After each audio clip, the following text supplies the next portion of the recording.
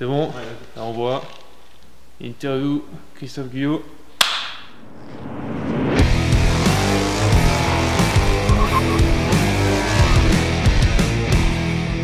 Ben moi, je suis le team manager du GMT 94. J'étais pilote auparavant, j'ai construit mon équipe et maintenant nous voilà partis en championnat du monde de vitesse. Le GMT 94, c'est une écurie qui a été créée pour que je puisse courir, montrer qu'on pouvait être acteur de son destin. Voilà, on a plusieurs titres de champion de France de vitesse, en superbike. On a été champion du monde d'endurance à plusieurs reprises, 3 reprises.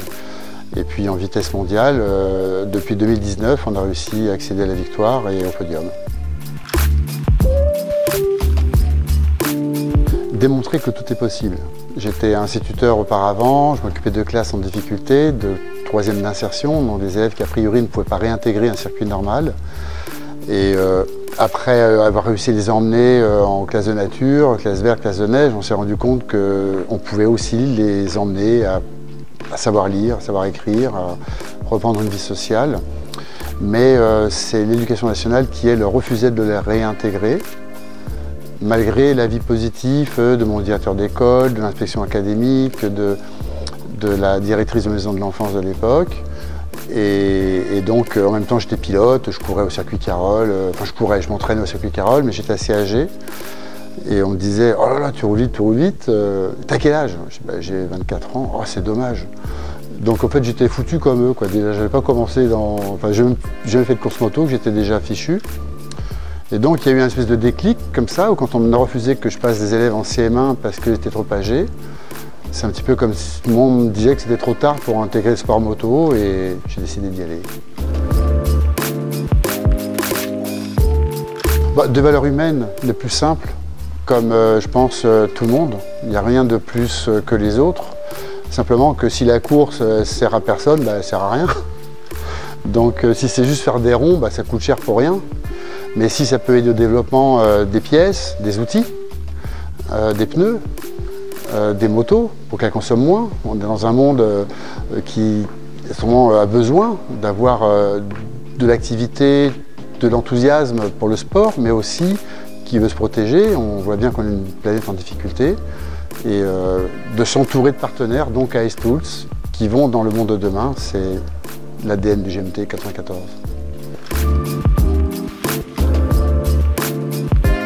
C'est une drôle d'histoire, mais elle est compliquée à raconter comme ça en 2 minutes. Ça faisait un petit moment que Yamaha, on a un partenaire commun qui est Yamaha. Et j'ai toujours voulu rester très indépendant.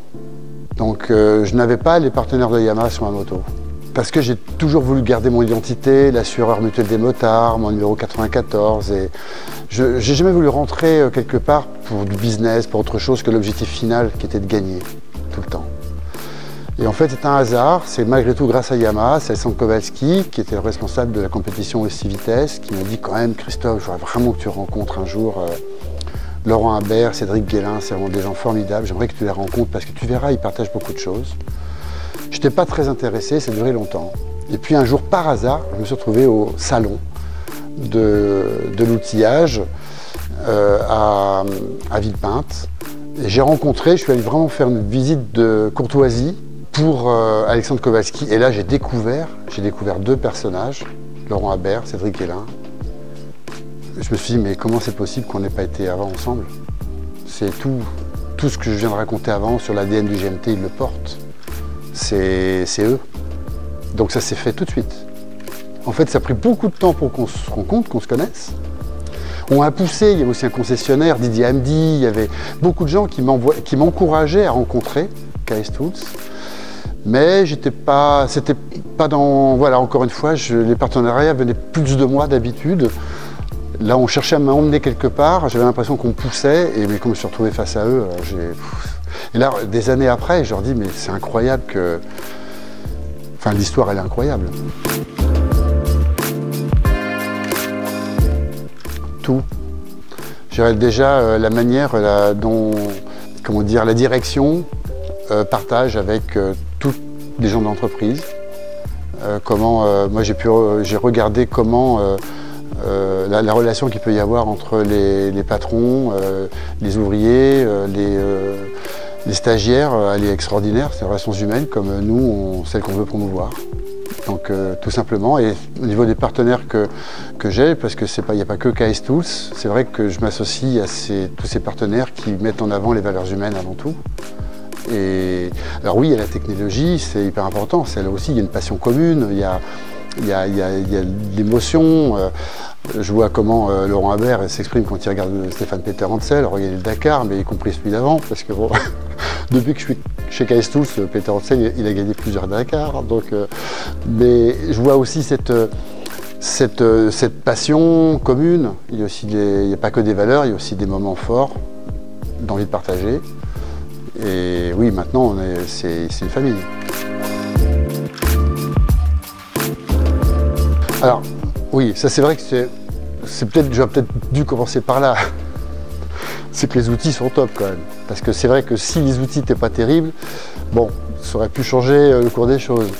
Mais il se trouve que c'est super.